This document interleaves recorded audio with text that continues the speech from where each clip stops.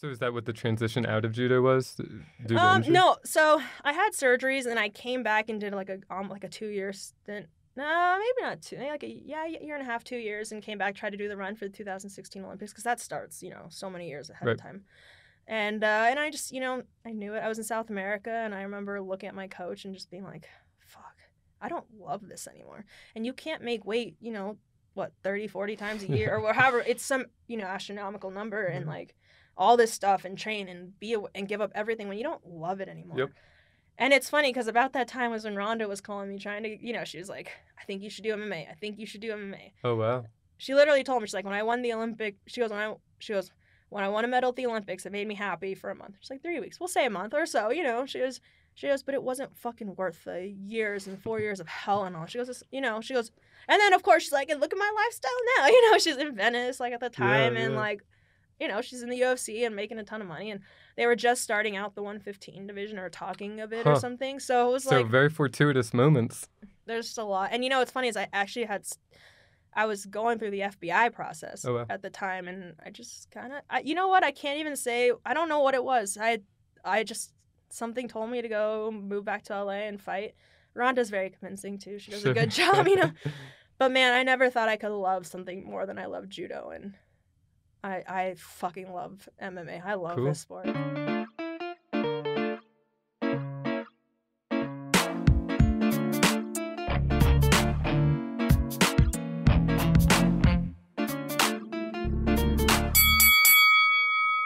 This is the Prize Fighting Business.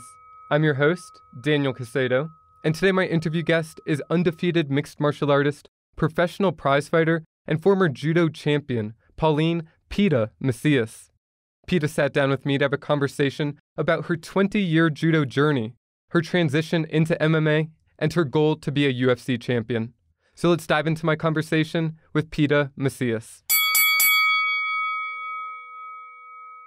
Well, Pita, thank you for joining me. No problem, thank you. Yeah, so your last win was at LFA 65 in Vail, Colorado. Yes. So what is next for you? I know that they're actively looking for opponents for me, so we're looking at February. And that'll be LFA again? Yeah, I'm signed with them, so. Cool. And how many fights do you have with them? I'm not sure. Okay. I will find out, though. Sure. I think it looks like 3.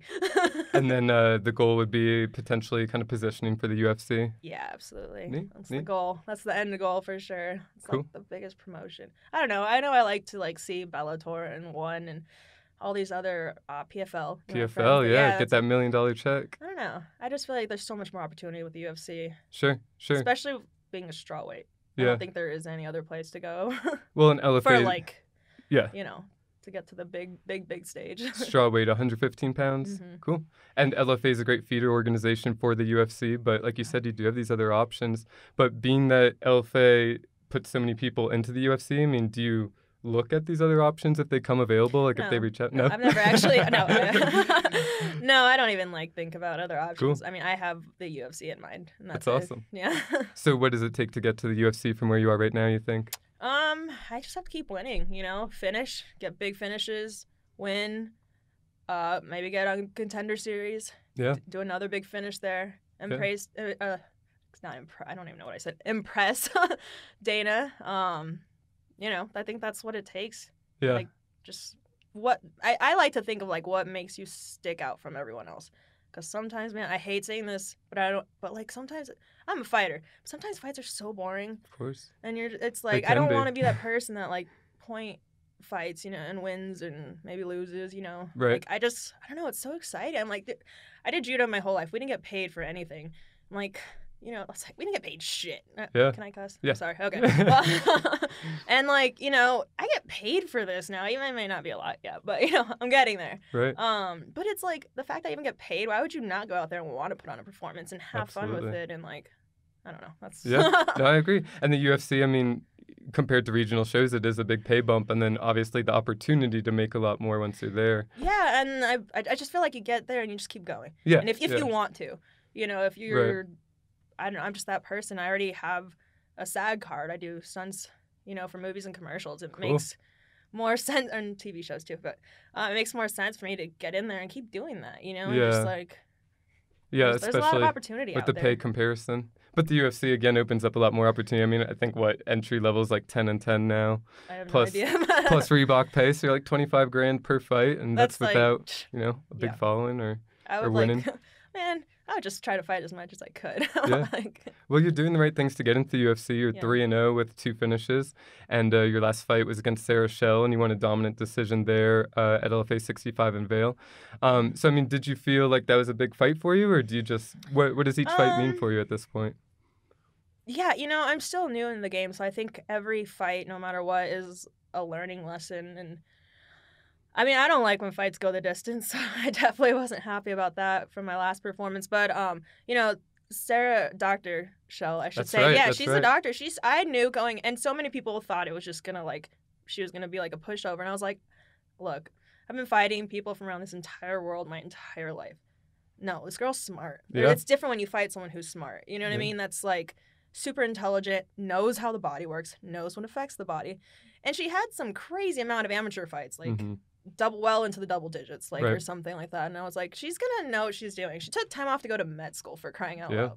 And the fact she came back at that weight looked like she did. She was ripped head to toe. I was super impressed, So I know that I've had actually fought at that venue before in Vail for judo. It was for the President's Cup. And I had won there before. I was like, okay, I'm going back. I was like, I have to win, of course, Used to the environment, it feels good. Yeah, I don't know. I have that thing. I've fought so many places around this world. I'm like, okay, I do good here. I do good here. I am not going back there and fighting.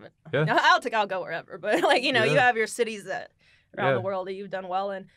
But man, was that a big fight? Did you feel like that was kind of like, I mean, that was your second LFA fight, so your second pro fight overall was for LFA, and then this one as well.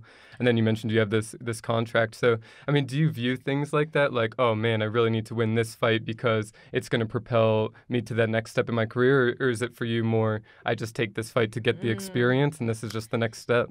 For me, it used to be just trying to get fights because a lot of people wouldn't say, yes, now that I'm signed to LFA, it's so much better. I know there was a little bit of break with the whole them getting off of Access TV, going to UFC Fight Pass and stuff, but they're on it. Yeah. I think for me, it's experience. Like every fight I go to is gaining experience for myself. I had a 20-year judo career at the highest level. I know exactly what it takes and how much time it takes to get to that elite level.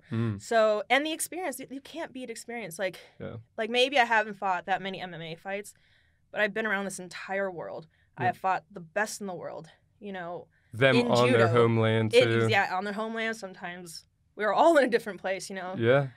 But I know for me, I need experience. So just getting fights, getting that experience, for me, it's a mental thing. The more experience you have, the better you are mentally, the better you are mentally. Yeah. Watch out. I don't think I can be stopped if I'm good mentally, Yeah. And I'm getting there. So it's just, that's why I pick where I train, who I train with, all that. It has to be very thought out. I was at the U.S. Olympic Training Center for 8 years. In Colorado Springs? Yeah. Cool. That's how I ended up in Colorado originally.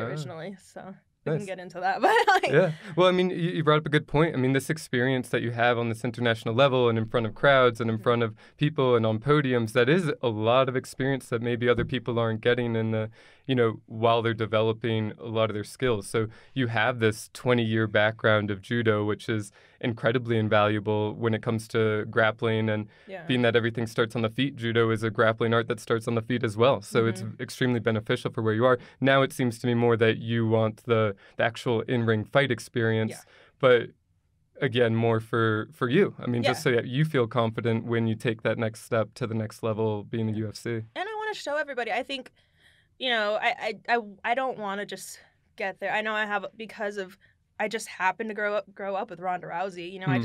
Ronda introduced me to Dana before I even did MMA. All this stuff, and so many people I get a lot of, and I've even had coaches straight up tell me you're gonna get where you want just because of who you know. Sure. Or maybe you also put in 20 years of work at the highest level. Let's not think about that part. Let's not forget that I've been training my entire life. Well, maybe that's also how you get to meet those people, that you have, like you said, you knew Ronda Rousey from training. You get to meet Dana White because of that. Well, if you didn't put in that work on the front end, you don't get to reap the reward on the back end. So maybe you're not on the back end of your MMA career, but the back end of your judo career means that the transition is helped by meeting some people that can be, helpful in this journey as well. Yeah, and I think just for me, it's very. I don't like hearing that because I know how I work my fucking ass off. You don't like hearing that it's just who you know. Yeah. Yeah. No, I don't mind when people try to compare me to Ronda. They Sure. bring up Ronda, and I'm like, well, she's Ronda Rousey. She's the first woman in the UFC. Right. I've noticed since I was like 8 or 9 years old. Of course, it's gonna get brought up, and Sure. if it's not, that'd be even more weird. I feel Sure, like sure. and so, I think for me, I just want to show everybody that I am an MMA fighter, and I'm gonna go Yeah. out there. I'm gonna get finishes. Yeah, just for just to shut everybody up. That's always like it's just because of who you know. You're just lucky because of who you know. I'm like, So you like building your resume too. I Yeah, mean, you want to I have to. something to point to and say, look, it's not just judo. Look at this MMA resume. yeah. Like my Yeah. first fight with LFA, I won because I broke the girl's jaw with a right hook. You know what I mean? And it's like I was so frustrated for people to still say stuff like, "Oh, well, you're gonna get to where you know because of who you know, so you have to be ready." I'm like, Right. don't worry, I know what it's like to be ready. I've been training longer than Yeah. probably everybody that's telling me that. I've been training longer than all of them put together. Yeah. You know, and I think that's frustrating. I like there are some people who have given me like a ton of respect for my background, and there are a lot of people who haven't. And Sure. and I think I don't think it's them being like mean or anything. I just think that people don't know. It's easy. When you right? don't know it's an judo, easy thing to point out. Yeah, and if you don't know judo, and here's a lot of times when people are asking me jujitsu stuff, and I'm like, Sure. I have no idea what they're talking about. Like, I didn't even know a scarf hold was what I do all the time because I didn't. Head and arm choke. Yeah, I'm like, well, no, I like, What do you call it? Well, we didn't. I had an arm choke, actually, I think that's what I call it. But like, just like a scarf hold, like holding them down and stuff. To me, that's Caycedo. And so like, or a lot of other stuff, it's all judo. And Right. so I may not know the jujitsu terms. Yeah. And I may not fight like a jujitsu player because I didn't do jujitsu. Right. Neither did Ronda. No, it is very different.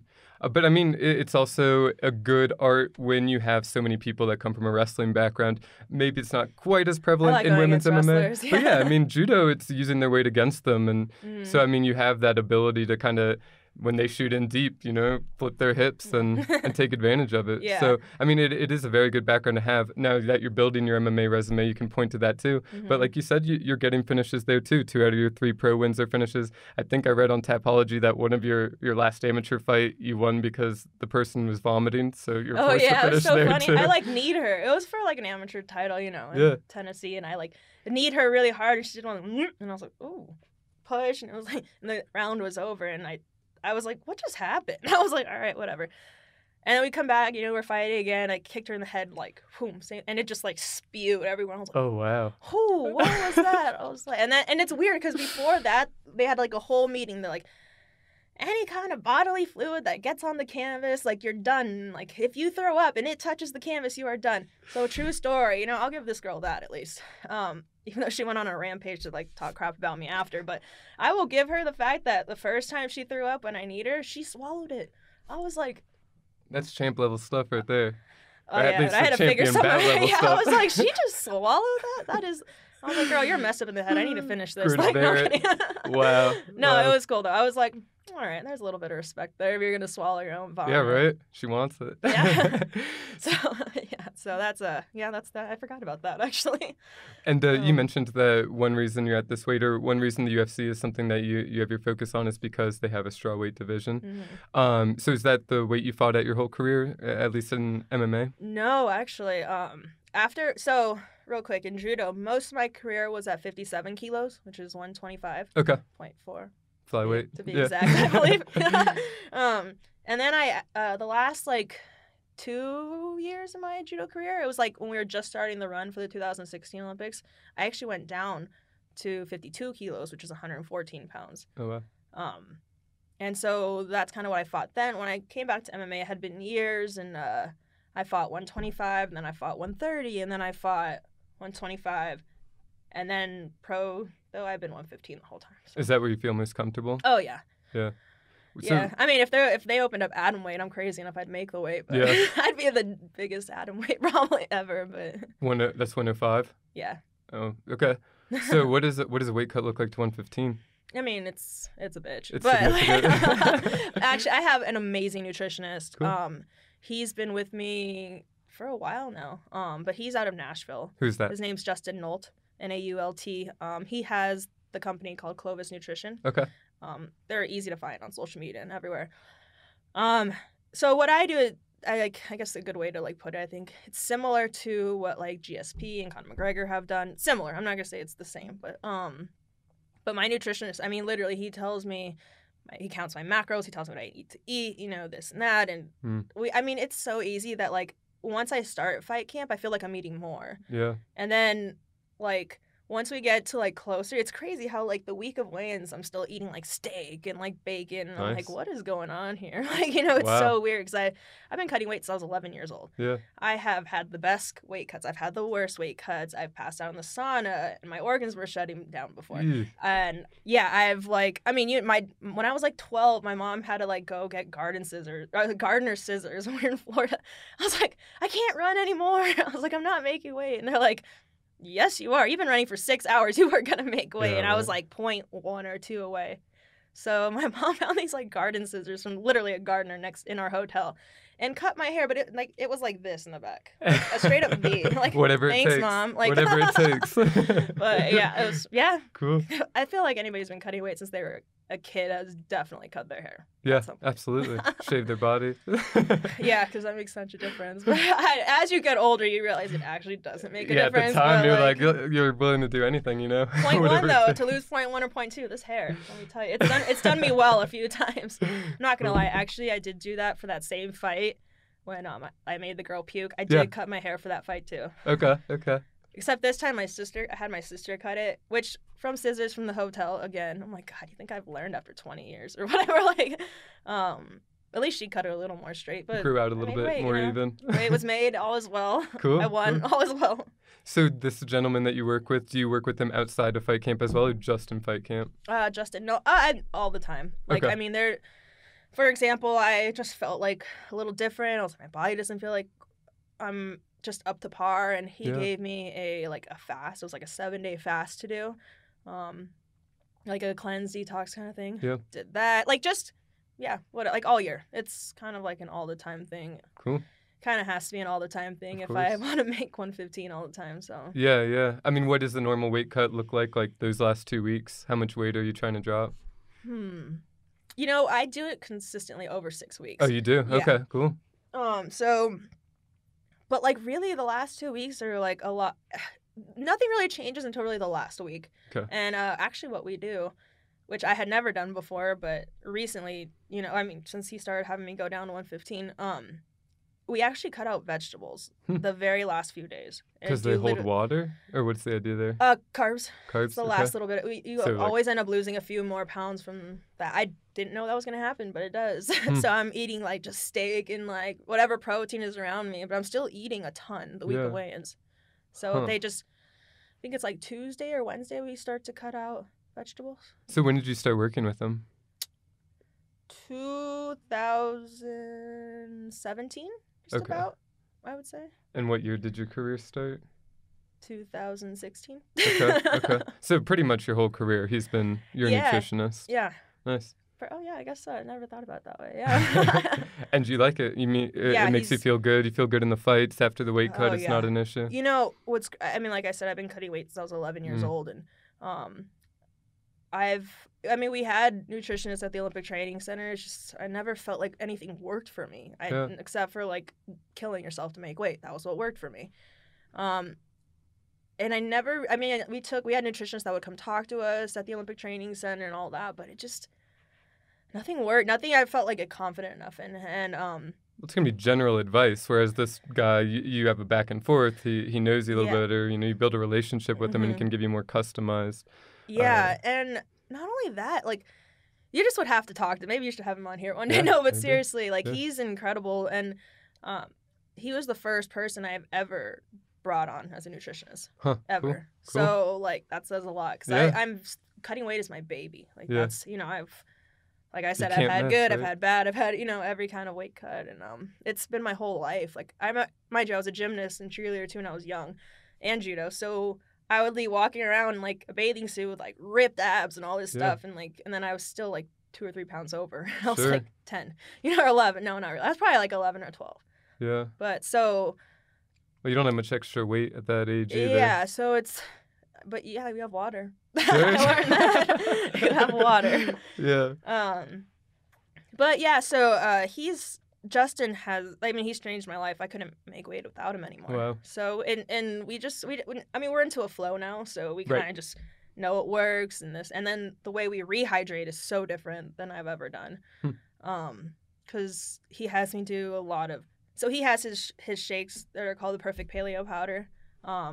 One of those to post workout, I do a lot of that, a lot of salt. Yeah. Which is So the idea is that it's more oriented towards high level athletic performance as opposed to just someone that's lifting weights. Yes.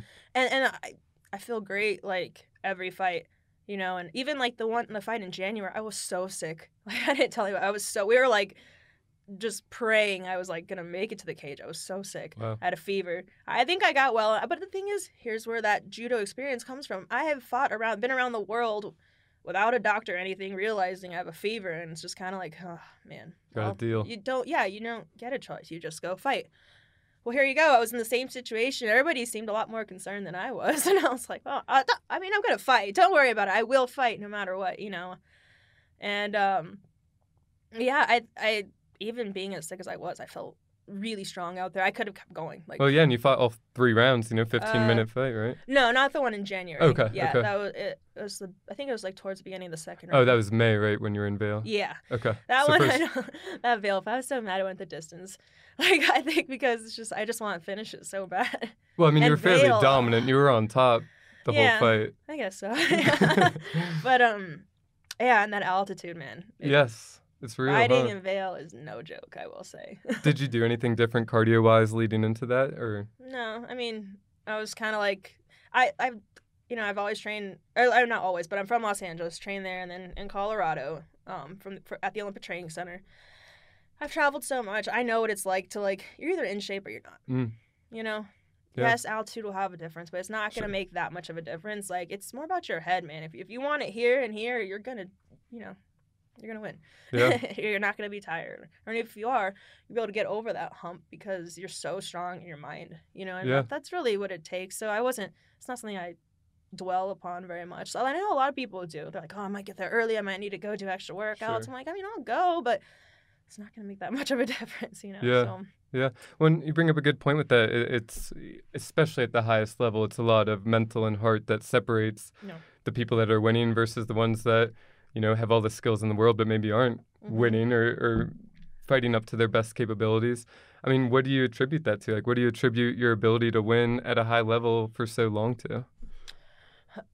Experience. Yeah. Like, you learn, it's crazy because there are things that I hear fighters bring up that are like adults, right? They're like in their 20s and they're doing MMA and they're like, man, before I go out, I feel this and this and this. And I'm like, oh, I know how to deal with that because when I was 12, I remember I had to walk into this, arena and this and that. And I've already had a lot of those feelings that people have to deal with for the first time on a stage in MMA. You don't get that many fights. Right. Like in judo, I would have who knows, especially at 57 kilos. I mean, it's such a large division. I would have, I don't know how many fights in one day.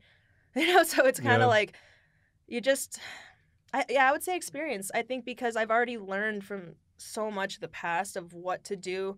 And for me, people always ask me what I work on during fight camp. And for me, a personal goal is always my mind. Cool. I don't care if I'm in the greatest shape of my life, right? But if I go out there and my mind's not up to par. Yeah. What does that look like then? What does mind training look like for you? Is it meditating? No, I have some, honestly, I can't really explain it because the stuff I've done and have learned over the years, and it's only what works specifically for me. And my dad actually, who's in my corner as well, my dad, his name's Cruz. But he used to he's one person that told me, he goes, I don't know why you're worried about the tournament already. He goes, you haven't even weighed in yet. And that clicked something one time. And he's like, all right, step 1, what are you going to do? I was like, well, I have to make weight. He's like, all right, then step 2. I was like, rehydrate. So it's like getting organized, I think, in my mind. Otherwise, there's so much stuff going on, and you're trying to bring it all together the day of with everything else going on. It's Right. just, I couldn't imagine not having the experience I've had. I Yeah. wouldn't even know what to do. I feel like I'd be so overwhelmed. I do think that's where you see a big difference between the people that maybe don't have too much amateur experience, not necessarily in fighting, but whatever it is, Just, competing yeah. at a high level, and they go to their pro career, maybe they do well at the beginning, but then they hit this rough patch and they kind of have to work their way out of it through fighting more. Yeah. Meanwhile, some people have a lot of the experience on the amateur end of things, Yeah. and then when they hit their pro career, they don't have to maybe Even take if they as many have a fights. bump in the road, they know how to go about it now. Yeah, they'll 'cause they probably learned. bounce back a little bit quicker. And you see it so often. Absolutely. Especially Absolutely. in the UFC and especially with women. Yep. I watch women more, of Yeah. course, but it's because, like, women, I mean, they're going to get less fights than the men. A Right. lot. It seems like. I mean, Sure. There's just not as many on the card. Yeah. Not as many athletes in the divisions. Yet. Yeah, they're yeah, growing, yeah. though, man. But so it sounds to me like what you were saying as far as mental, I mean, it's the down moments. It's when you kind of catch yourself thinking and like anything can go through your mind, but it's how you handle it and how you refocus yourself on kind of, look, these are the things that I'm focused on. It's the schedule that I have. It's I'm cutting weight now and then I'm weighing in, and you kind of don't let yourself lapse into that moment of Yeah, because I've been there before. negative thoughts. I've had those negative thoughts. Luckily, I say, you know what? It's kind of a bittersweet thing for me too sometimes, because part of me, like, is so appreciative now that I got it out of the way in judo, but then a part of me is like, I also didn't make an Olympic team. Sure. You know what I mean? I made every other team, but I didn't make an Olympic team. And for me, and that, I know everything has to. There are so many people out there that were, so highly ranked and beat all Olympians, and I've beaten Olympians, but everything has to go perfect for that one time in every 4 years, like, and it's just like it. So for me, had I had all this mental, like, capability that I have now, if I would have had it in judo, I think I would have made the team for sure. Actually, I don't have a doubt in my mind. I had a lot of stuff go on in my life that kind of, like, really messed me up mentally, and I think that's where. So it's kind of bittersweet because I'm like, man, I didn't make the team, but now I'm like, well, that's why I want a fucking belt. So I want a UFC belt so bad because it's for me. Like, yes, I could prove to the world all this, but I need to prove to myself that I didn't make an Olympic team because I was learning and I was growing, and everything happens in life for a reason, because my reason now is to get to the UFC and get a title. I love it. Like a belt. Yeah. I said a shot. I didn't mean a title shot. I mean like an actual belt. Yeah. Well, I mean, but what you're speaking to is that idea that maybe you didn't have that experience at the time, but that's all part of your journey, and that experience brought you to this point where now you have that level of confidence where you feel like you are ready mentally, you are ready physically, and it all kind of peaks at the right time, ideally, getting your UFC belt. Yeah, and to think that to get, like, getting to the UFC and then, like, it just is crazy to me to think that it's not every 4 years. Yeah. I'm like, wait, so you're saying if I just keep winning, like, I can have a title shot, like, very quickly. That's right. It's crazy to think that, for someone who their whole life, everything's been about every quad, every 4 years. It's always like, my life, like, was situated about every 4 years. And it's, like, so hard to think down the road every 4 years. You don't think about deaths that are going to happen, car accidents, like, whatever happens, relationships, whatever it is that affects your life, it's, you don't realize you don't think about that stuff for every 4 years, and now it's just like, I'm so grateful I got that out of the way. And, like, I know, and, like, for example, that same January fight for LFA, my cousin died the week of. Oh, wow. And, like, Bob, I mean, he's my cousin, he's in his 30s, very sudden. And I just remember I was like, man, I was like, I've been through this before, which is sad to say, but I've been through it more times than I'd like to, admit. But just going out there and, like, knowing what to do, I feel like a lot of other people would have just, like, crumbled. Yeah, and I wouldn't blame them because I've been there before. I've crumbled before. Yeah. Life experiences are huge. Yeah, and Cody Donovan was really great. He, like, when he found out, he came up to me. It was like it was just, I don't remember even exactly what he said, but it was exactly what I needed to hear. It was like, I'm really sorry that happened to you. The fight's coming up. Like, you gave me a hug, all that, and it's like, okay, let's get through this. Yeah. And then you'll go to the funeral after. Yeah. Which kind of stinks. We didn't make it to the funeral because we got snowed in. But, like, it was still like, okay, thank you. All right, let's shake it off. And I didn't worry about it till later, and it was... The mental aspect again. I don't think had I had that in the past, which is very sad to say that I've already, experienced that so many times, but, like, happened, and I was like, whew, all right, got that one out of the way. It was like I knew what to do all of a sudden. Right. So dealing with adversity to me is like, you just fucking do it. Like, you don't bitch about it. You don't, like, worry about it later. Yeah. You know what I mean? You just, when adversity happens, you're either gonna grab the football and run, or you're not. You're gonna sit there and you're gonna fall on it, and you're gonna, who knows, maybe a fumble, and you're not gonna get anywhere if you just fall on it, But when the ball's in your court, think about it, like, it's your fight. You're the only one getting in that cage. The ball is in your court. It's like, what are you gonna do with it? Yeah. And so I think that's kind of the mentality you have to be in. Otherwise, man, I've been in those states where it just, Well, especially at this level, and especially in fighting. I mean, you have to be 100% there and focused and, emotionally present and be able to kind of shut everything else out and focus. Yeah,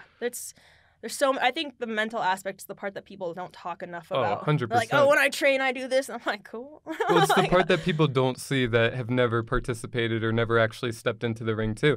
And some people talk about it. Like, if you read GSP's book, he talks about, how... Yeah, it's pretty sick.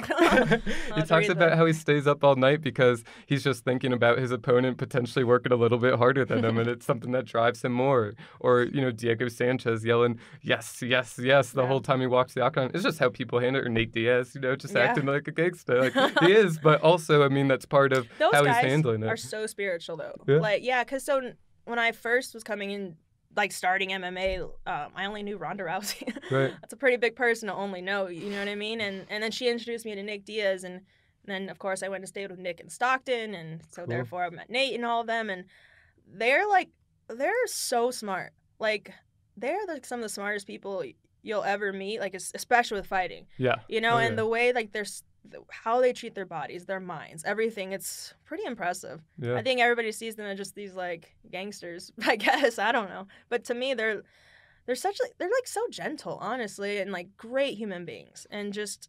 You can see it. You kind of saw it in that countdown for his last fight. It was pretty neat seeing the behind the scenes, and now he's traveling with, like, his whole team, and they're just hanging out. But, that's life. They hang out, they train, they talk. And and everybody there is awesome. When I went to Stockton and stayed there and trained, everybody, like, welcomed me in with open arms. Cool. It was amazing. Yeah. Yeah, that's another neat thing that you've had the opportunity to do, kind of experience all these different gym settings and different coaches and take what works and leave what doesn't. Yeah, and in judo too, like, we travel so much. We'd go from, like, fly to one country, weigh in, fight the tournament, and then do a training camp, fly to the next country, so on and so forth. And so we've been and then there's always like a coach from a different country is always showing something. So we've seen, I've gotten to work with all these coaches from the Olympic Training Center from every other country. You know what I mean? These are all, like, national coaches, top of the top, all Olympic coaches, you know what I mean? And it's so amazing to be able to, like, do that, and I can't wait till, I think MMA is so on the rise, like, oh my gosh, soon it's going to be old, and soon you're going to have those coaches, you know what I mean, from all over the world. And well, that's another incredible experience that you've gotten that, again, other people just haven't had that opportunity of.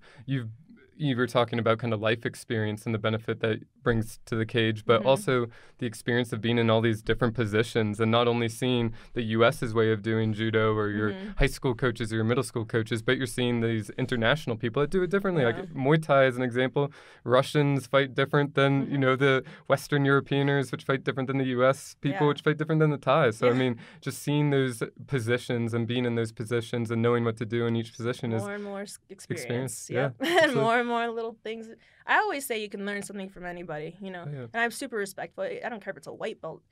I may never know what that white belt may tell me that clicks, and I always they may not even know that I do judo, or whatever. Or that clicks. I think that's the key. Like, you might have heard it a million times, but maybe they just said it a certain way, and you're like, oh, what? Well, that made sense. Thank you.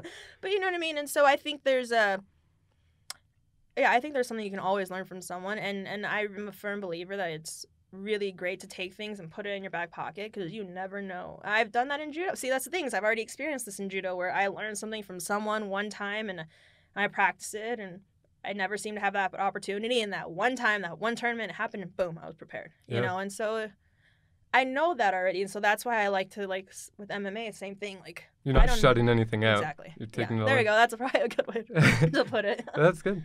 And so, you had this fight, the last fight being LFA in Vail. You're looking at February potentially for your next LFA fight.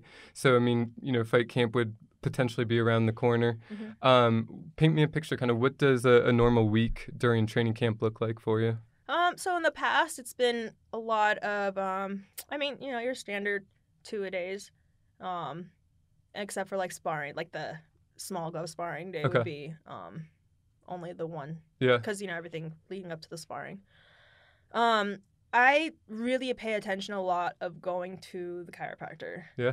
So So recovery. Yes, absolutely. And which is something I didn't do as much in judo, you know, because you're young and you think that you could tape everything and it's not going to just fall off. Well, eventually you have to have surgery like I had to, you know what I mean? Yeah. So I'm so big on recovery and training smart. I think the biggest thing I can say is I learned how to train smart. Yeah. I already did the grinding and I know how to train harder than everybody else. I know how to fight. Like, just there's that grunt that you just have to have. You know, I already have that. I know I have that. So like, yeah, anyway, back to what I was saying for camp. So like 2-a-days. I mean, some people in camp, they're only focusing on skills and drills type thing. Yeah. Other people are doing like Cedric Duombe, the glory guy, said he just realized he needs to get a workout in every morning. He has to do some kind of cardio, some kind of running every morning, and then in the evening he's doing his skills-based training. Some people think that's not enough, you know, just doing it once a day, but also he's had years of it. Yeah, that was his argument. I've already done all the hard kickboxing rounds that I need to do. I don't need to do that anymore. So is that kind of where you're finding yourself? I guess I never thought about it exactly like that, but I think any coach I work with kind of sees like with the areas that maybe I need more of, and we'll of course pay attention to those details. But a lot of it is just, you know, getting my fight IQ up to par and making sure, like, you know, positional awareness type stuff. And for me, like, you know, in judo, you were lucky if you knew if your opponent was right or left-handed. Yeah. You had to like watch their fight before, like, oh, they stepped out with the right foot first. Okay, probably a righty. You know, that's like. That might be all you know because there's so many people, you know. Judo is the second most played sport in the world to soccer. Wow. It's just... Who knew? Yeah. Like, who would have thought, right? So, yeah. So, like... you know, it just... I think every fight camp is different. Okay. And it just depends on what I guess I need at the time. So is it like... is it mainly team training or are you doing like one-on-one sessions? Both. Yeah? Yeah. Nice. Yeah, definitely. So team training being like sparring, MMA sparring, some drilling, like MMA drills and stuff like that. And then the one-on-one would be more like mitt work and cool. Sometimes if I just have questions, and sometimes I would just go bug Cody to like, can we just go to your office and you tell me again for the 100th time what mentality you go in? You know, and he has like a way he like, when you drive into practice, do this and this, you know, and he, all the way to like, yeah. So sometimes I would just make him remind me of those steps. So like I said, mental, like there's right back at it. For me, I think when you're going through a fight camp, you have to see like life is never going to be the same. Yeah. Things are always changing. Yep. There's so many variables. The weather, the location, everything is so different for every fight. Of course, the opponent, and sometimes, you know, opponents change. So I don't ever want to just like focus on specific things for this specific opponent because that's never guaranteed. You know, do you watch, you mentioned that you watch tape on your judo opponents. Do you watch tape on your MMA opponents? Yeah, actually, yeah, a little different though. Like in judo, there's just too much. And a lot of times I wouldn't necessarily watch. I mean, we had like film sessions at the Olympic Training Center, but I mean, you're on the road and this is before it wasn't always easy to have smartphones. I just looked everything up for you. And not everybody had Wi-Fi all the time. You know, I've been traveling the world since I was like 12 years old. So, traveling the world with no Wi-Fi. Sounds tough. There wasn't before. Trust me, I've gotten lost in many countries. Like, it's scary. Well, no, I wasn't really scared, but I was just kind of like, guess I better figure this out. But yeah, so and now it's a lot easier to look at film now. It wasn't back, and everything was like, I started judo in 1995, like, so everything was very different. You know, as the years have progressed and everything, and now, there's kind of like a process. Usually it's like the opponents come in and Lynn, like my partner, will usually, she also kind of does the managing. And, cool. She works like with my agent and stuff. And she basically will get the film, give it to the coaches. The coaches, you know, do whatever. They decide.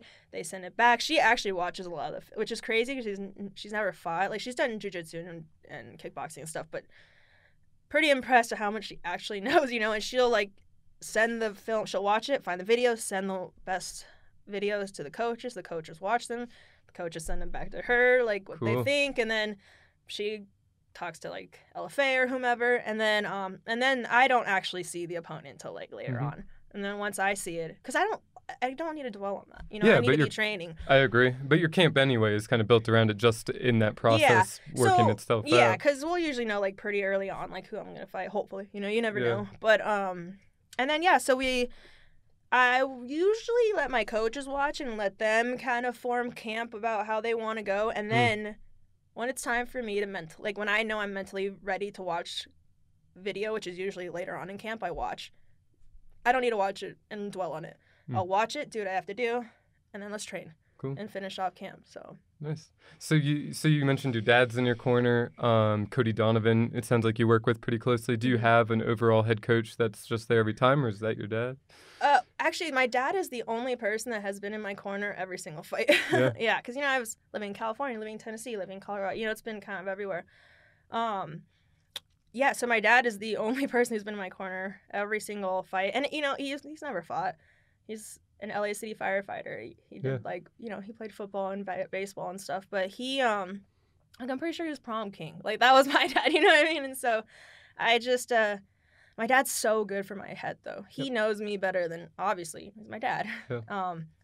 And he's watched the progression from being a child fighting all the way to now I'm an adult, and he knows what to tell me to calm me down, or knows what to tell me when it's like it's like that, having that like mental stability with you. I don't know if that's a good way to put it, but I think so. Yeah, having that mental stability with you is so comforting. It's something I don't have to think about then.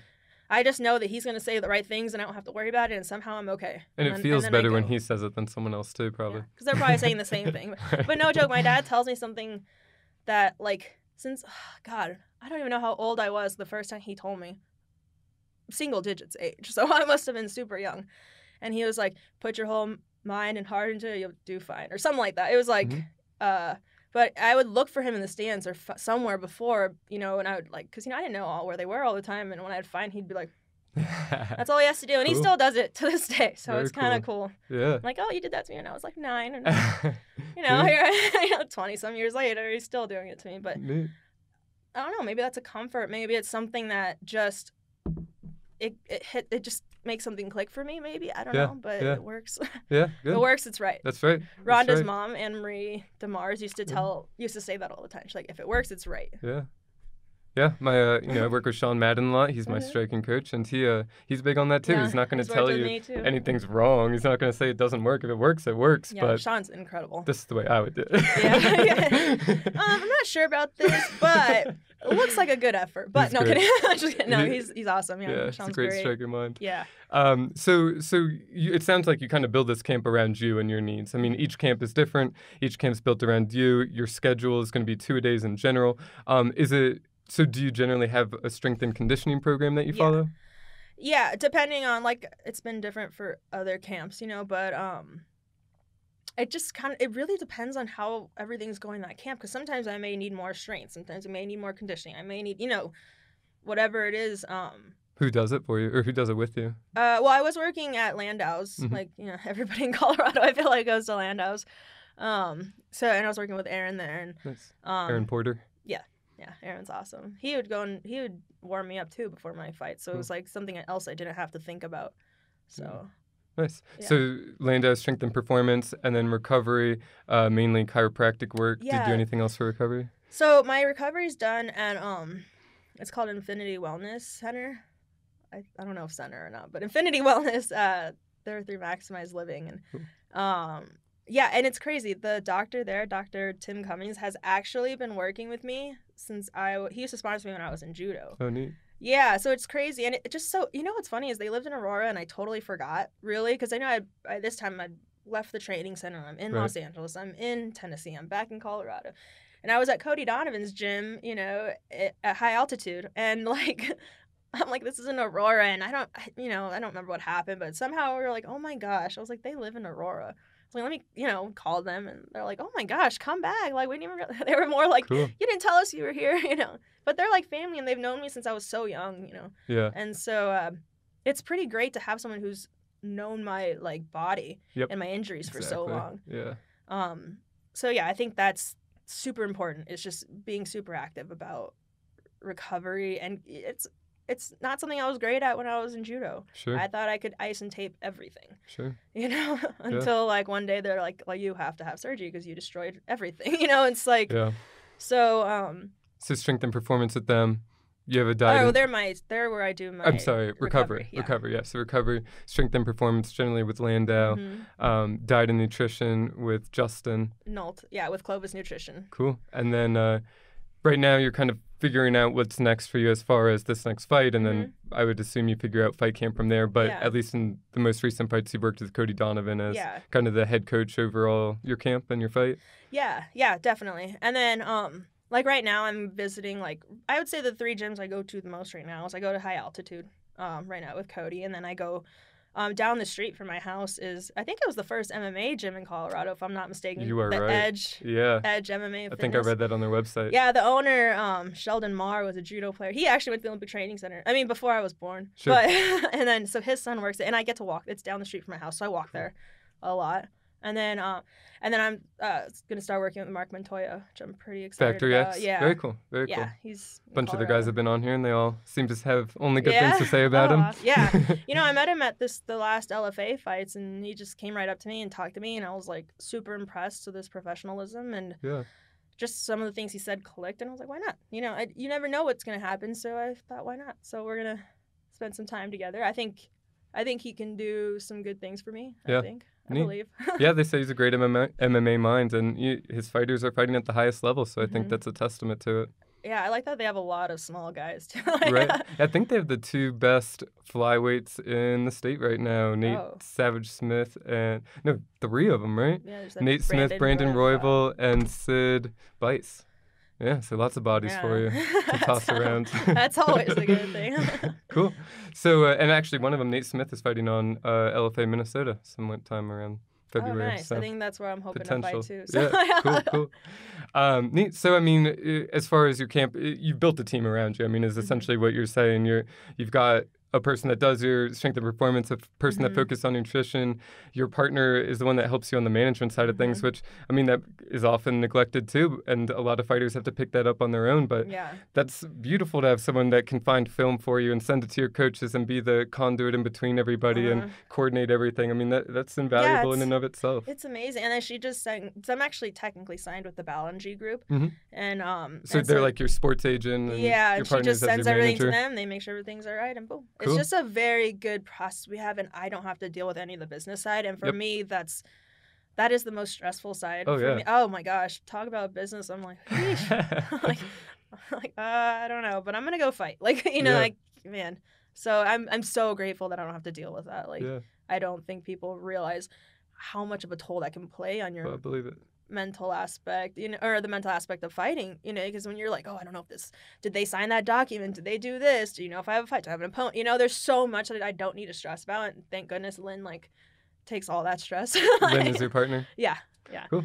So. And then you mentioned, Ballingy Group is a part of your team as well. When did you sign them as an agent? I signed with them before I even started MMA. So not even amateur fights? Yeah, I hadn't had a single fight. Cool. So they saw something and they were like, this girl's got potential. Nick Diaz, I think Nick Diaz, he was their first MMA fighter. Well, they did everything. Lloyd Pearson is his name. He did everything. That's the agent for the Ballingy Group. He did everything for Nick, and Nick at the time, Nick is one of my best friends. And so Nick introduced me to Lloyd and James and Alex Ballingy. They're the owners. And it's just, that's kind of what happened. And then I just kind of got to know them over time, that was so long ago. And and then they asked if I wanted to sign with them, and I was like, I don't have any fights yet, and they understood. And they knew it'd be a long process, and now they're doing great. I mean, now they have so many huge. They do quite a roster. And it's pretty awesome. I know some of them. Lynn has gotten them some great athletes too, and it's awesome. But your career, I mean, it hasn't been that long as far as MMA. If you just started in 2016, 2017, it's been like 3 years, but you have also had 6 fights in that time, gone pro, and have an undefeated record as a pro. So, I mean, I guess so.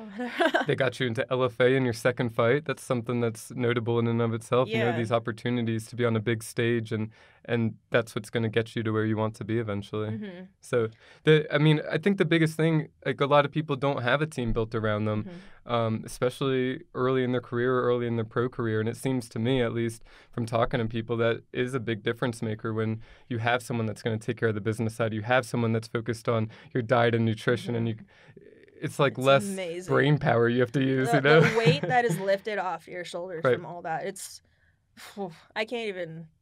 I know that I could not do it if I didn't have Lynn, I wouldn't be able to do it. Especially now with seeing how much goes into it, there's no way, no fucking way.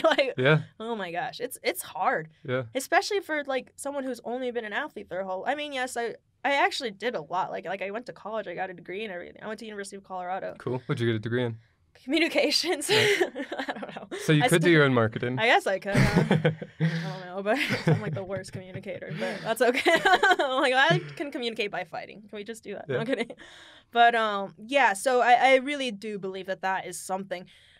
Well, if you think about it, every huge, big corporation, a successful business, and I'd like to think of Team Pita as a business, really, because yes, right, every athlete's their own business, 100% pro athlete for sure. Well, no business has grown to be something huge without a team. Yeah. You know what I mean? There has I'm good at fighting. I'm not going to be good at every single thing. You know, I'm not going to be able to do my nutrition. I'm not going to be able to do my own recovery. I just can't. Yeah. Yeah, and so that's kind of what I have looked at and how I've seen a lot of which is crazy. I guess I do pay attention to business a lot more than I think, but a lot of people who are successful they bring in the people that are their specialties, and then they grow together. Yeah. And I truly believe that's the way to do it. Nobody can do it on there. I know a lot of people don't like they like to have a control over everything, and they don't like to. Which for some people they can do it, man. Awesome. I can't. What's the saying? You go faster alone. You go further together. Possibly. That sounds good. I'm gonna use that saying. But yeah, so I mean, just to recap, essentially, you have diet and nutrition with Justin. You have your recovery with Infinity. Mm-hmm. You have your agent with Ballingy. You have Lynn, your partner, as your manager. Mm-hmm. You have Cody Donovan, Edge MMA. Factory X, potentially, as far as your team and your coaches are concerned. Did I miss one in there? No, I think that's it. Anybody else? I mean, that's a team of five. Yeah, not even individuals, but 5 groups that are all supporting you and vested in your success. Yeah, it's a big deal. I think the one thing that people tend to forget about though are the sponsors. Yeah, because you just can't. You're never what do you do without them? Yeah, you know what I mean, Yes, I get paid residual checks from stunts and whatnot, and I can somewhat live off of that. But I mean, you can't fighting. You don't get paid until you get to the UFC, and there's so much that goes into it. And my sponsors, I don't know what I would do without them. And so, do your sponsors support you year round as far as training is concerned? A lot of them do. Cool. Yeah. So any big sponsors you want to shout out? Yeah, I mean there are a ton. First off, Tootsie's Orchid Lounge in Nashville. I don't know anybody who's been to Nashville knows Tootsie's. It's the oldest honky tonk downtown. Cool. The owner actually owns most of the bars downtown. Yeah, his name's BT, and he's been sponsoring me since I was an amateur, since my second amateur fight actually. Wow. So when I fight, I have Tootsies across my ass. It's hilarious, but it's pretty cool because I feel as I've been growing as a fighter, so has Nashville. It's become such a huge place, and Tootsies has grown, and it's so awesome that they support me so much. I mean, they're incredible. Thank you, BT, if you're listening to this. It's really awesome. And then my aunt and uncle. My uncle's a pediatrician, and he has what's called Happy Kids Pediatrics. I have a lot of offices in Arizona. And then my aunt, his wife, runs all the offices, but she also has a restaurant. It's called Casa de Mina. And so they both even they're married, but they both sponsor me, together. And then my uncle in Los Angeles, his company is called Microchem. It's a painting company. Yeah, huge though. They're done so much stuff. Huge company, and he supports me every time. Cool. My uncle Mike. And then Jits Revolution. I'm trying to think of everybody. I know there's of course the Clovis culture. Yeah. What's that? The mouth iron jaw. Thank you. So yeah, that's where I get my mouth guards from. I know a lot of people Cool. did. I never realized how many people who did iron jaw. Man, I'm trying to think if I'm missing. I'm sure I'm missing people. If I am forgetting you, I will like make sure to thank you later. But yeah, I mean, those are the sponsors I could think of like right off the top. Yeah. And yes, I mean a huge team supporting you and your journey. So, well, I guess I want to hear kind of how you got to this point and built that team. But first, your nickname. I mean, your Pita. real name's Pauline Pita Macias. So how did you get your nickname? Pita. I've actually had it since before I was born. So cool. So when my mom was pregnant with me, I guess there were like all these like pregnancy issues or something. And my dad would just be like, man, she's a pain in the ass. She's not even born yet. She's a pain in the ass. She's not even born yet. She's a Pita. And then when I actually was born, I don't Pain know. in the ass. Yeah, Pita. that's what it stands for. Got it. There we go. And so like, so when I was born, apparently I just like kind of zoomed out and the nurse caught me. Like the doctor didn't even get to give birth to me. So like, and my mom's a nurse too. So it's not like, my dad's a firefighter, my mom's a nurse. And it was just funny because right as I was born, I guess, I don't exactly know the whole story, but my dad was like, see, she's a pain in the ass or whatever. And so people have called me Pita my whole life. My immediate family calls me Pauline. Sure. Or Polly. But everybody else pretty much has called me Pita. And so when I was trying to come up with a name, I was training at GFC with Ronda Rousey. And I was like, dude, I want to come up with like a cool name. Like you have Rowdy. And she was just like, how can you not have Pita?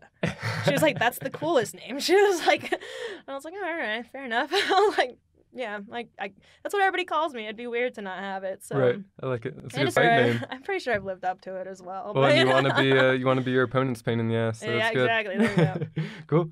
Okay, then so take me back. So you mentioned you started judo in '95. Mm-hmm. So how old are you when you started judo? 7. It was like the very end of '95. Yeah. Okay. So you're 7 years old. What made you decide that you wanted to do judo, or who made you decide? Or how? You know what? At the time, I was like a hardcore cheerleader gymnast. And so, by the time you're 7 in gymnastics, you're training like full time, and in cheerleading too. I was so obsessed with cheerleading.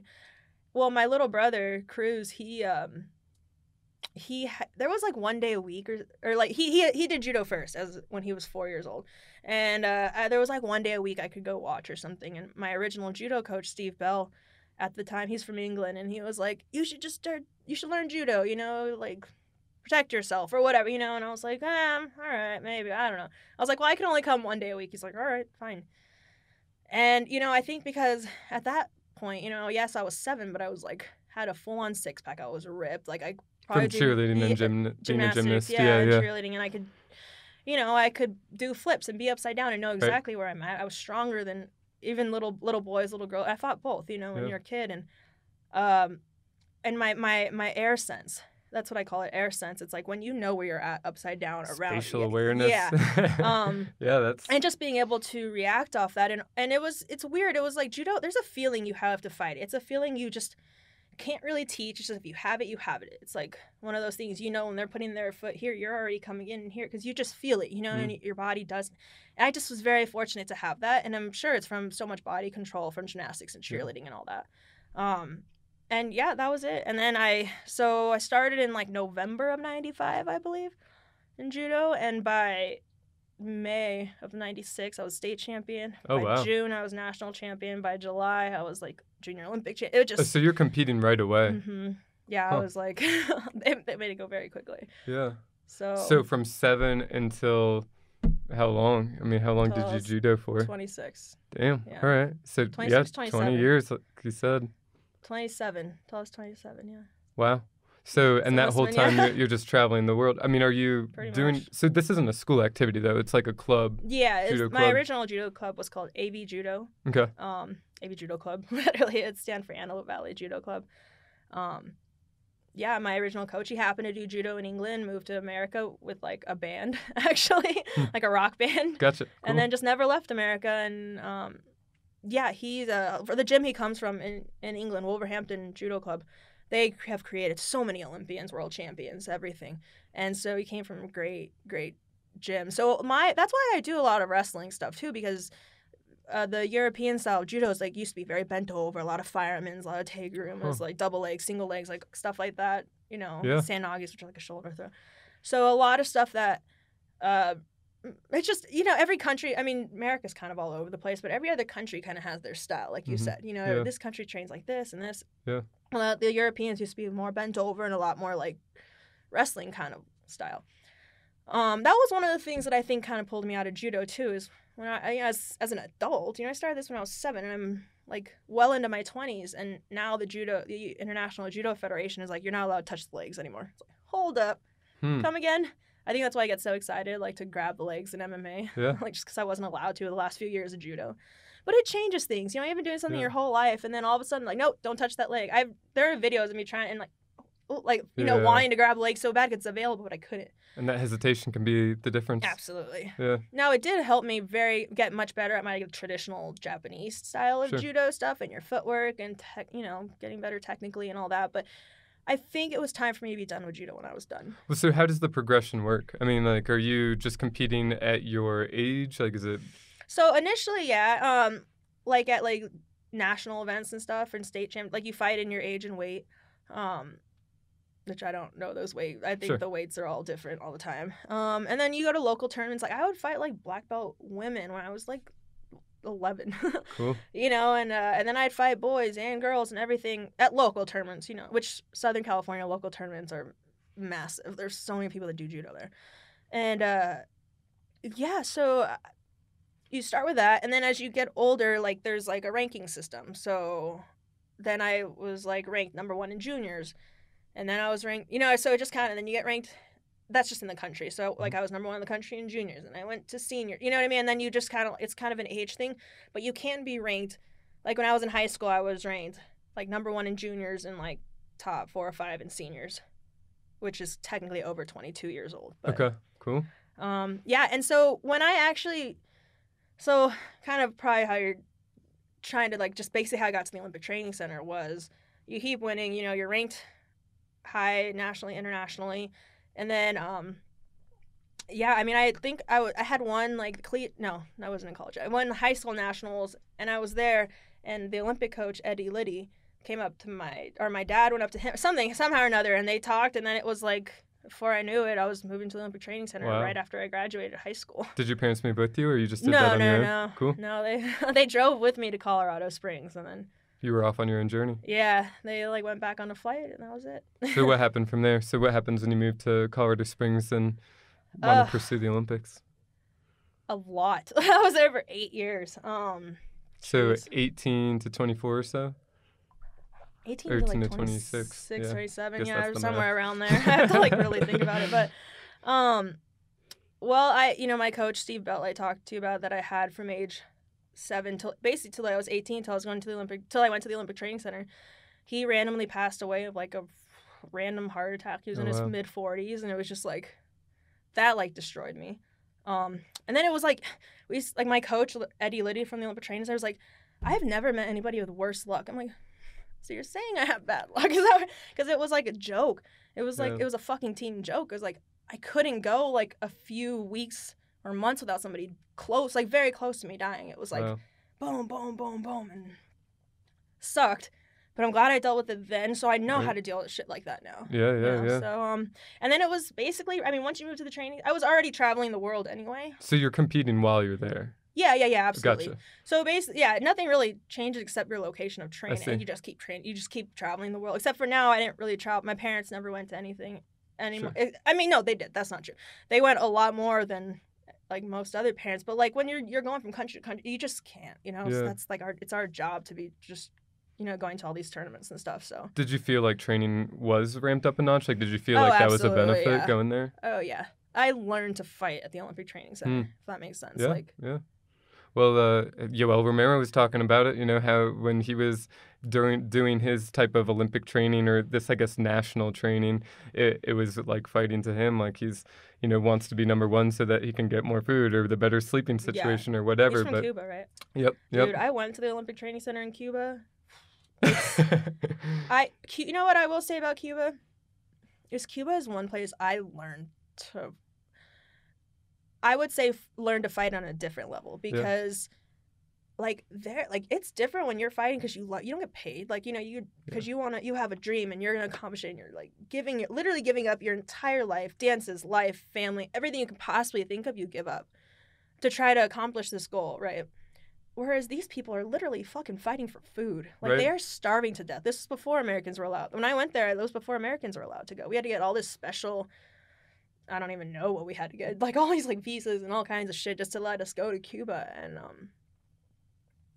when you fight and train with someone who's literally fighting for food, it's a different mentality, man. Yeah, it's like the Thais in Thailand. Yeah, it's interesting. I think that's when I really learned. I think that's when something in my mind clicked, and I was like, all right, now I get it now. Right. Because, I've never fought for food. You know, I used to cut weight and I couldn't have food because I was like, I used to call myself a fat fuck. I wasn't. I was like ripped. But like, in your mind, like, I still have to lose weight.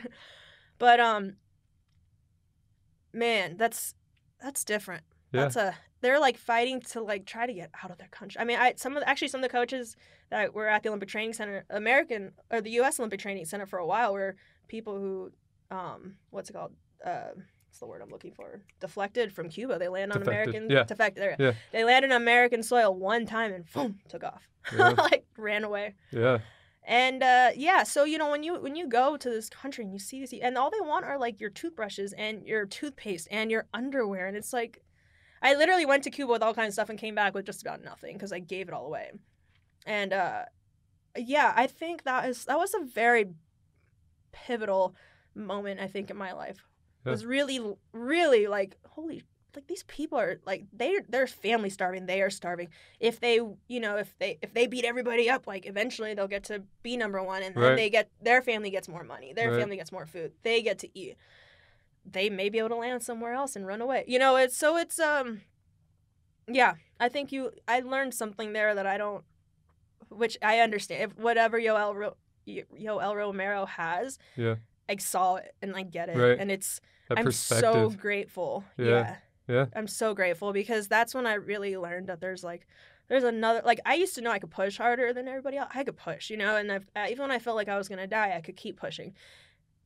And then there was something else I learned there, which is like, even when there's just another level of that pushing that a lot of people, I feel like in America, don't ever get to experience. Of course. You just don't. If you're not put in that situation, we couldn't even walk the bathrooms. Like, we're filled with like liquid from like God knows what was like feces. Like, just, it was so, I can't tell you how dirty this place was and how horrible it was. And these people didn't care. They just trained, and they were just, and they were still happy. That's the thing, is they were always like smiling and like, but man, fighting, just the way they fought and the intensity they would bring, and like that feeling, it's something you just can't teach or show or explain, I don't think. But man, I'm appreciative of it. How old were you when you went there? I was already older. I was probably like early 20s. Okay, cool.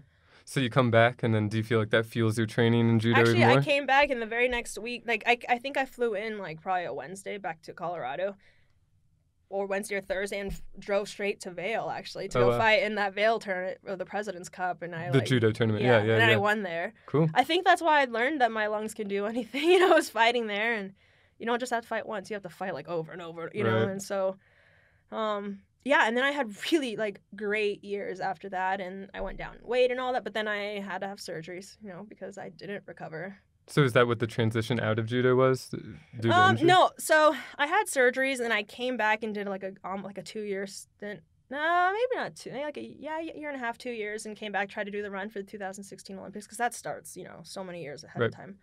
And I just, I knew it. I was in South America, and I remember looking at my coach and just being like, fuck, I don't love this anymore. And you can't make weight, 30, 40 times a year, or however, it's some, astronomical number, and like, all this stuff, and train and and give up everything when you don't love it anymore. Yep. And it's funny because about that time was when Ronda was calling me, trying to, she was like, I think you should do MMA. I think you should do MMA. Oh, wow. She literally told me, she's like, when I won the Olympic, when I won a medal at the Olympics, it made me happy for a month. She's like, 3 weeks. We'll say a month or so, She goes, but it wasn't fucking worth the years and 4 years of hell and all. She goes, and then of course she's like, and look at my lifestyle now. She's in Venice, like, at the time, and like, she's in the UFC and making a ton of money, and they were just starting out the 115 division, or talking of it or something. So it was very fortuitous moments.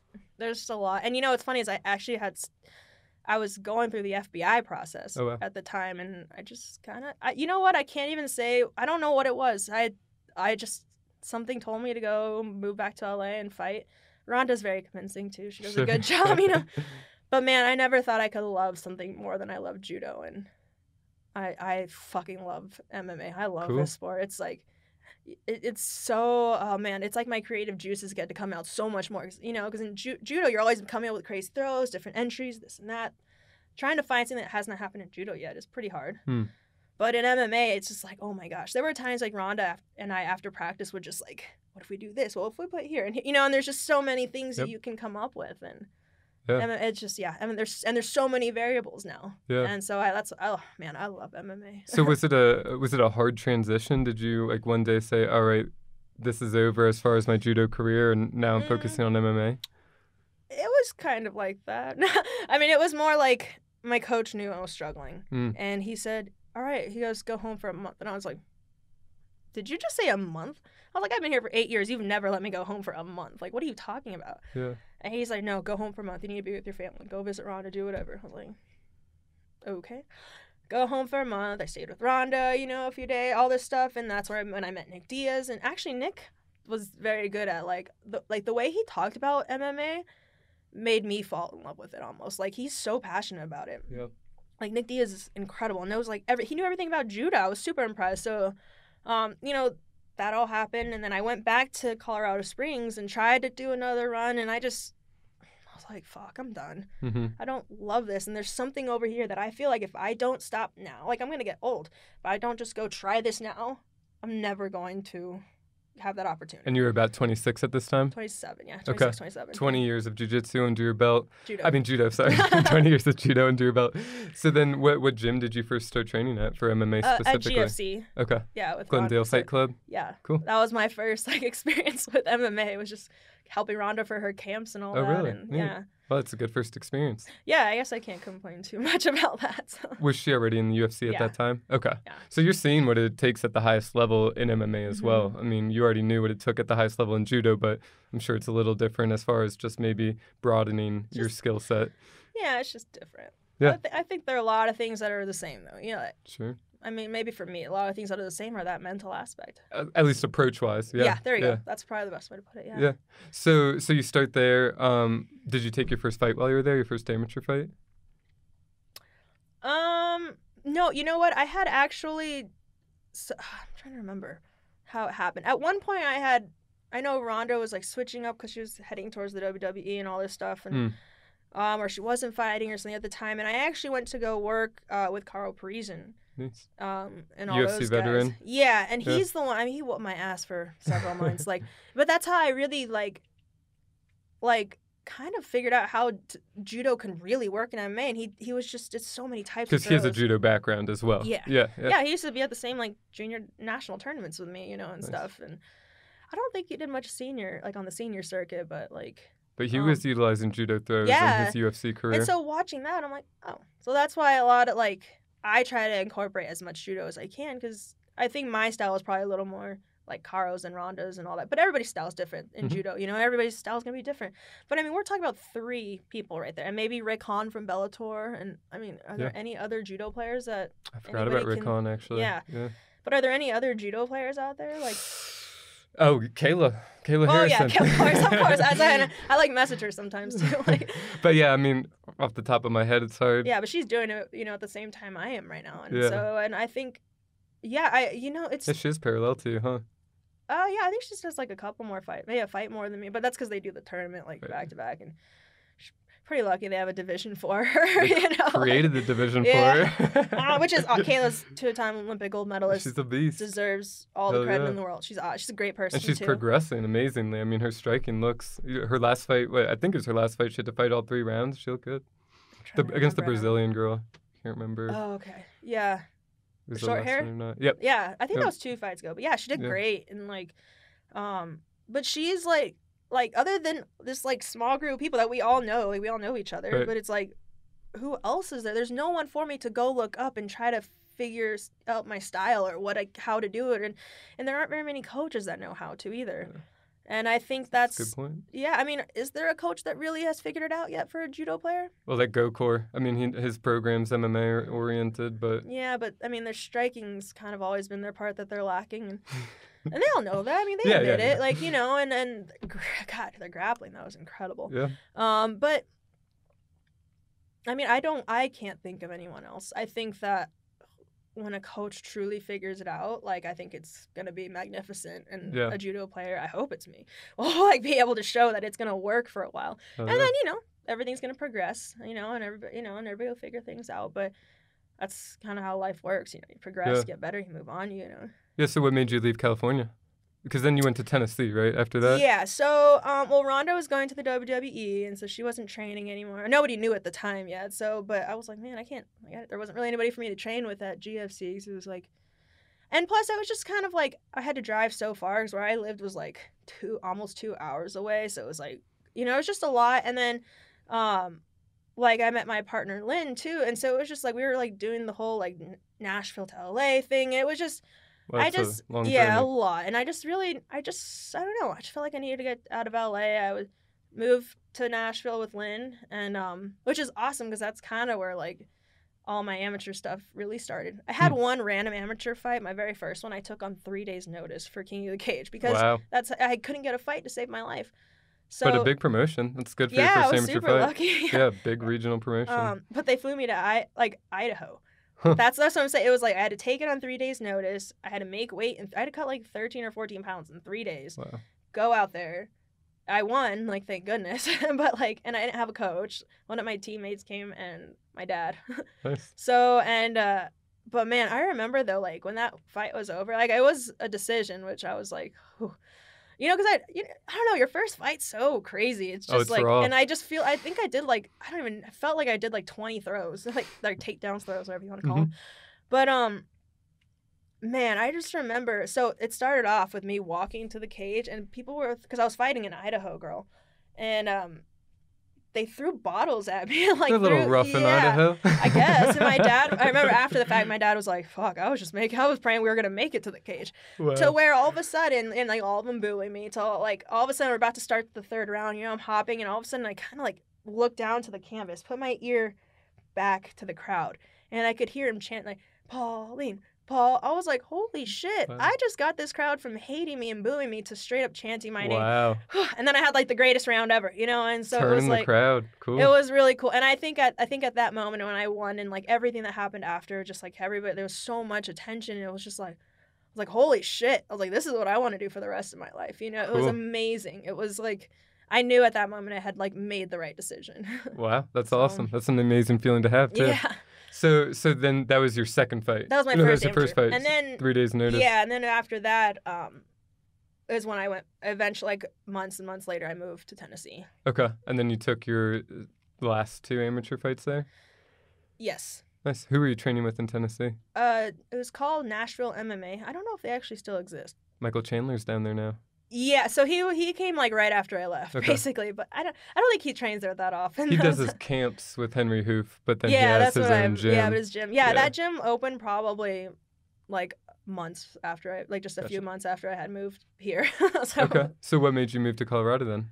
Okay, so because you know I was in Colorado Springs at the Olympic Training Center for 8 years, so you get to know a lot of people in sport. Like I met Henry Cejudo there. I mean, obviously at the time he was a wrestler. All these people. Well, one of my friends, Carrie Berry, she owns the Corner Boxing Club here in Boulder. Well, she was at the Olympic Training Center for boxing, and so we were friends then. That's how. And she just kept telling me, you need to come to train in Colorado. I'm like, okay, whatever. This is when I was in Tennessee. We came to visit for a few weeks. Trained with her, and then trained with like Rose Namajunas was going through her fight camp for Joanna. Trained with them, and I think at that moment it was kind of apparent that it was like, I need to get out of Tennessee. Like I'm not gonna get better here. And so we like took a leap of faith. Lynn quit like her nursing job. Wow. Sold her car, and we packed up my Prius our Prius and the dog, and just loaded up and new adventure. Came to Colorado wow. Like a month later or 2 months later or something. Cool. And then you started your pro career. Yeah. And then from there, you know, because I was trained at Corner Boxing Club, and one of her friends, Heather Schmidt, was my grappling coach for that first pro fight, and she's an Amal Easton black belt, and so that's kind of how I got to know like the Easton people, and so I got some sparring with them first, and then it kind of transitioned to me working with Cody, and it just kind of all transitions. I feel like how it's supposed to. And so your team just kind of developed throughout that journey to Colorado. Pretty much, yeah. And then you take your first fight. I think the girl verbally submitted in that fight. That was my second. So I had my first fight was my pro debut. We flew back to Memphis for that. Okay, and you armbarred her. Yeah. Okay. Like it was like the first minute or two of the first round. Yeah. Nice. And then which was cool because that was on Dana White's Looking for a Fight. So that's I mean, again, a huge stage to get your first fight. I mean, your first amateur fight was King of the Cage. Your first pro fight is on Looking for a Fight. I mean, that's pretty sick. I never thought about it that way. I think I do better when it's like the pressure's on, Yeah, because you're used to it.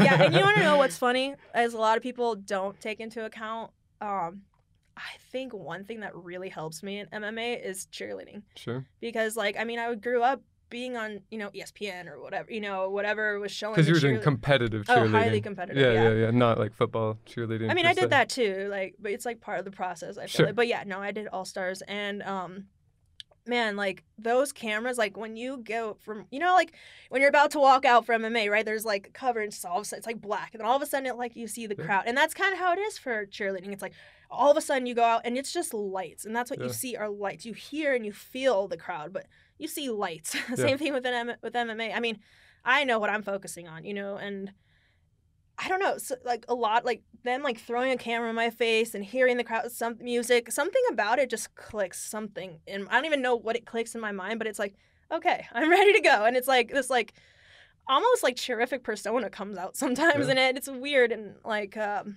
I really do feel like I think I do better under pressure too. You're right. I never thought about that though.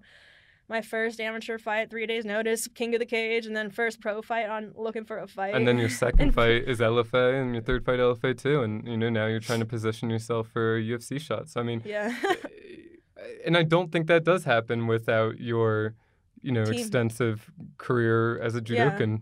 I can't do it without the team I have too. Like everybody who's ever helped me or is currently helped me, anything. Like I have to thank every single one of them. Yeah. So then your last fight was LFA Vale. That was May of last year. And you won that fight by unanimous decision, and now you're looking at February and then potentially UFC. So what, if you can remember back, I mean, did you have a goal when you first walked into that judo gym? Like, do you remember what that was? Like, why you're doing it? What is making you be there, and what you're envisioning for future Pita? Child? Yeah. Okay, I'm going to be honest. By the time I was 7, 8 years old, my only goal was to be the greatest athlete that ever lived. That's sick. I was not a normal child. Like now that I look back, I guess I thought I was normal, but I wanted to be the greatest athlete that ever lived. And so that's one goal I can remember since I was a child. And like the Olympic rings, of course, were always up in my room, like since I was a kid, even before judo, because of gymnastics and stuff. And so I think that's one of the things that pushes me so hard. I'm like, I didn't get to accomplish those rings, so I'm gonna get a fucking UFC belt. Yeah. If it's the last thing I do, Yeah. So what is your goal now? Get an opponent, get that fight for LFA, have a finish. Like this next fight will definitely be a finish. Then we'll see. We'll see. Hopefully we can get another one. I would like to get another one. Boom, right away. Yeah. As long as, finish it, be healthy, get another one right away, finish it, and then we'll see what happens this summer. Cool. But ultimate goal is UFC belt. Of course. Yeah. Being someone who always trained for something that was 4 years or however, every 4 years, you always look to the future. So for me, I have to have that future goal. It's cool. And you have a plan in place. Yeah, I guess so. Kind of, That's neat. As planned out as I guess I can have it right now. So. Sure. Well, life's dynamic. Things come up. Yeah, exactly. But you learn to deal with adversity and keep going. That's right. Cool. So if you could give a tip to a young aspiring fighter, or even I'll let you extend it to a young athlete since judo was a big part of your life, what would that tip be? Patience, but also realizing that you're not going to have your entire life to be an athlete. Yeah. So patience with a little bit of hurry. Yes. Patience, because like for me, I started judo when I was 7. You know what I mean? I'm 31 now. You know what I mean? And to think that I'm still an athlete, it's pretty kind of crazy. That's cool. Not everyone gets to do that. And I was a high level gymnast before that. So, I've only been an athlete my whole life. And when you're so young, you think, I thought by the time, I should have been an Olympian by the time I was like 17 or 18. Sure. You think these things. And then you realize, like, life isn't exactly how it is. So, I think as a young athlete, you know what? This is what I will have to say. Just keep working hard and good things will happen. I don't think there's, like, a truer statement. Just keep working hard and good things will happen. My dad always tells me that. It's been right so far, so. I love it. Yes, Sam Walton, I think, the guy that made Walmart originally, he said, someone asked him, oh, my goodness, how did you create such a successful company? And he said, well, how did you create such a successful company overnight? And he said, like any overnight success, it was 20 years in the making. Mm-hmm. Exactly. That's what I was like, 20 years I've been doing, Yeah. But and another thing, too, I think one of the quotes I really, truly live by is Vince Lombardi. I'm like such a huge fan of his. But he said, the body can withstand most anything. It's your mind you have to convince.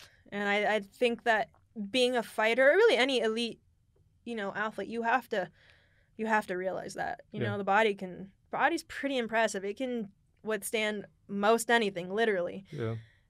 But you're gonna shut down in your mind first before anything else, before your body shuts down. So just remember that. Keep working hard and good things will happen. And that the body can withstand most anything. It's your mind you have to convince. Yeah. Cool. So how can people follow you in your career? On Instagram and Facebook, my name is Pauline, Pauline, Pita, Pita, Macias, Macias. Yeah. I guess that's the whole handle. Yeah. So go follow At Pauline Pita Macias. And then Twitter, I just made a new one because I couldn't access my old one for some reason. But my new one is Pita Macias MMA. Cool. So yeah, go follow her and follow us as well, and subscribe to the YouTube channel, The Prize Fighting Business. Yes, and go subscribe to it. Pita, thank you so much. Thank you so much. It was awesome. I love your place too. Thank you.